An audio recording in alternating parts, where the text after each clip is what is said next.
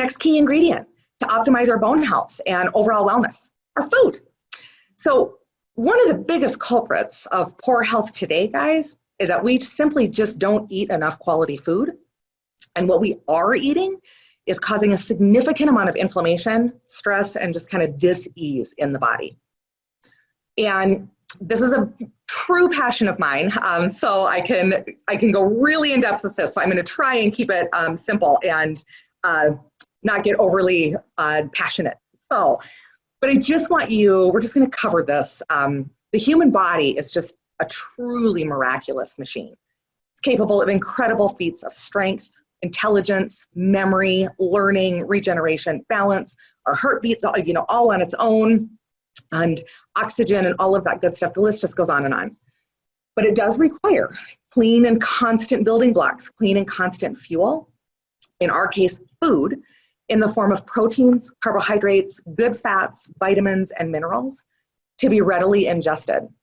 And if not, we start to break down, and our foundation starts to break down, the foundation of our body.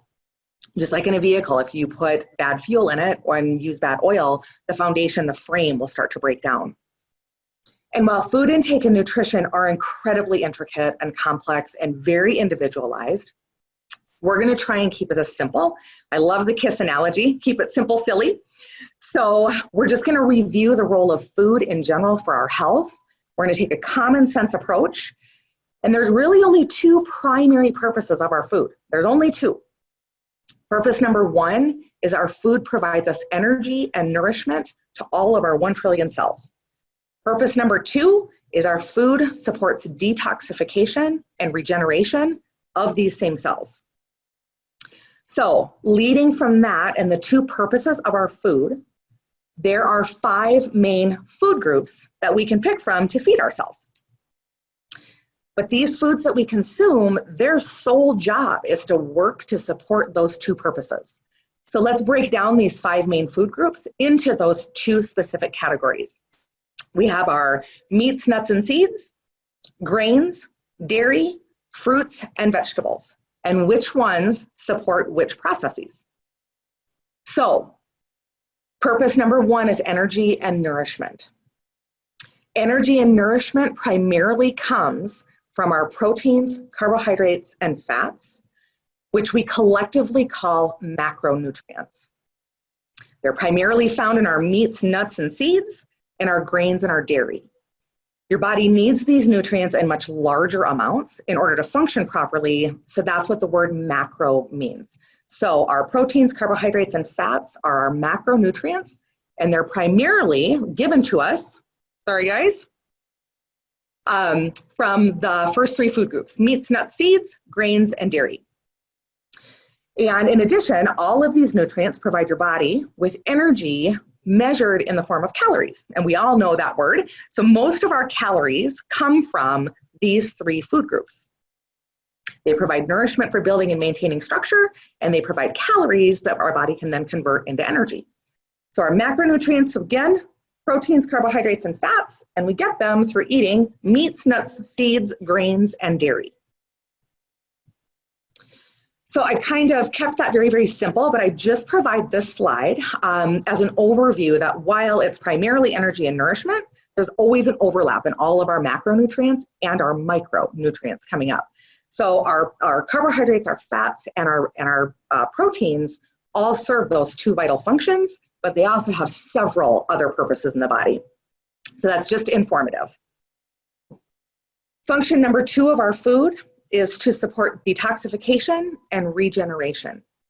And that's the job of our vitamins, minerals, and antioxidants, collectively called our micronutrients.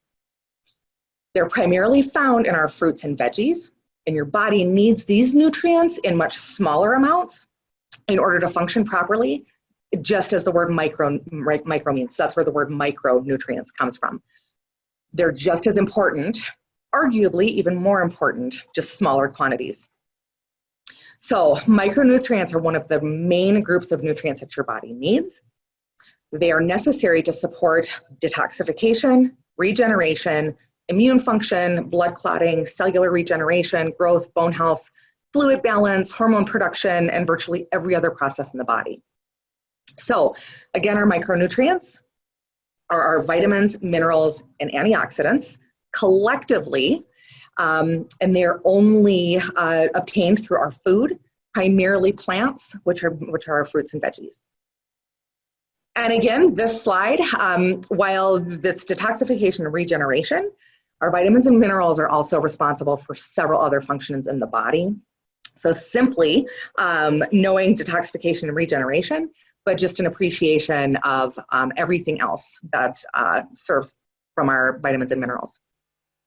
So as you can see, fruits and veggies are not just good for us, they're absolutely vital for normal detoxification and regeneration, virtually functioning of every cell in our body, including our bone tissue. So how do we put this all together? Putting it all together in what I like to call kind of your orchestra of nutrients. And this is, how do I feed myself every day? So that's how we translate this. There's 4 building blocks to optimal bone health and, quite frankly, well-being. What's good for our bones is good for our entire body. We focus on the foundation, everything else benefits.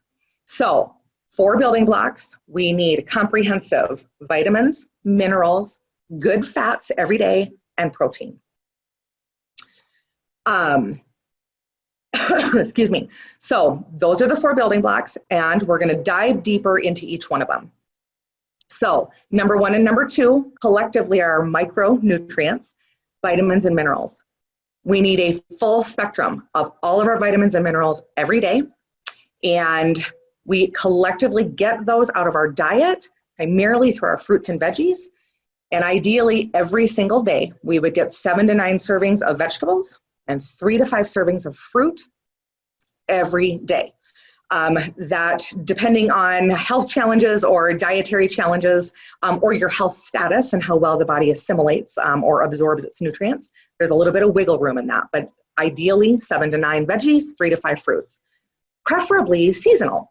So there's a reason that certain fruits and veggies grow during winter months and fall months and summer months and spring months. And it's because of the nutrient density that's found in those specific vegetables. So just a classic example, would be selenium is found in higher amounts in our root vegetables, which are typically our fall and winter veggies. And selenium helps detoxify the body and supports immune function. So in the winter months, when our immune system kind of is down, that's the reason that we have seasonal veggies and seasonal fruits. And then we can also obtain our fruits or our vitamins and minerals through supplementation. Building block number 3 on your plate is good fats, essential fatty acids. And so fat does not make you fat, guys. I just want to clear that up. Fat is actually an excellent source of energy. Good fat will not make you fat, and good fat also does not compromise your health. So there's 2 types of fats that we can consume in our diet, and we want to increase our good fats, also known as our omega-3 fatty acids. They're highly anti-inflammatory, so they help reduce inflammation, they help reduce joint pain and that kind of stuff. We find that in our fish, butter, ghee, which is just clarified butter, coconut oil, eggs, and yes, with the yolks. I think that's kind of hopefully been debunked for most people. Egg yolks got a really bad rap for a long time because of increasing cholesterol, and it just simply isn't true. Eggs with the yolks are an incredible source of omega-3 fatty acids, and they're also a great source of protein.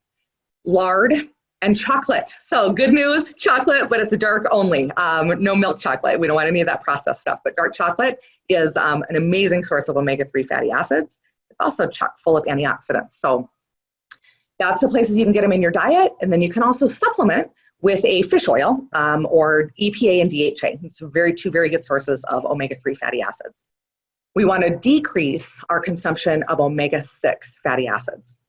Omega-6 fats are what we call bad fats. Those are the ones that will compromise your health and increase cholesterol and increase visceral fat.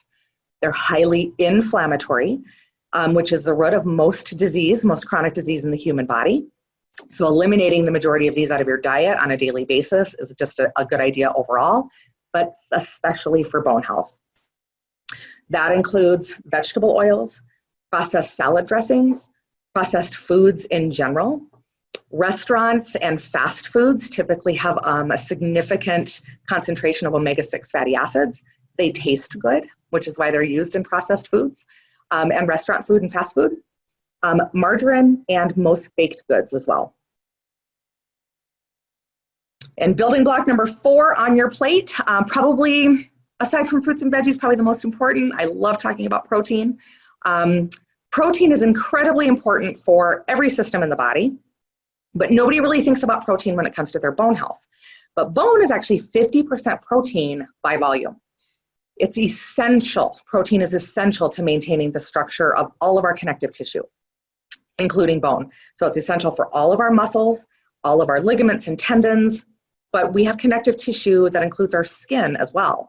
Our digestive tract is made up of connective tissue. Our heart and our blood vessels are connective tissue, and they all require protein, and bone is no exception. Protein actually provides the house, if you will. The bony matrix, if you remember that picture of the bones earlier on, it looks like a honeycomb inside of our bones, and that's a protein matrix is what that's called. That protein matrix basically forms the house for calcium and magnesium and all of our bone building nutrients to rest in. So that's where all the nutrients get deposited. So if you're not taking protein, you can't build your protein matrix in your bone. There's no place for the calcium and the nutrients to attach. How much do we need? So minimal amount of protein in grams per day is about half your body weight. So again, if you weigh 150 pounds, you need about 75 grams of protein minimally.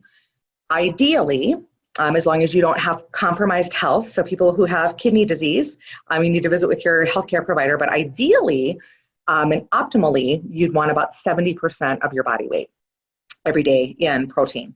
And I included this graph, protein content in common foods, so you can kind of see how much protein is in, a typical chicken breast or a typical egg or typical glass of milk, that kind of stuff. And you can kind of just gauge in your own kind of average day where you're at with your protein consumption. So putting it all together, this is a great visual. I love this food pyramid from Dr. Mark Hyman. So as you can see here, the 4 building blocks are the base of this triangle. The majority of your plate for bone healthy diet and nutrition, along with just healthy diet and nutrition, period. Lots of veggies on the bottom. Here's your healthy fats and your protein, fruit, and then your starchy veggies at the top. Everything else should be a treat.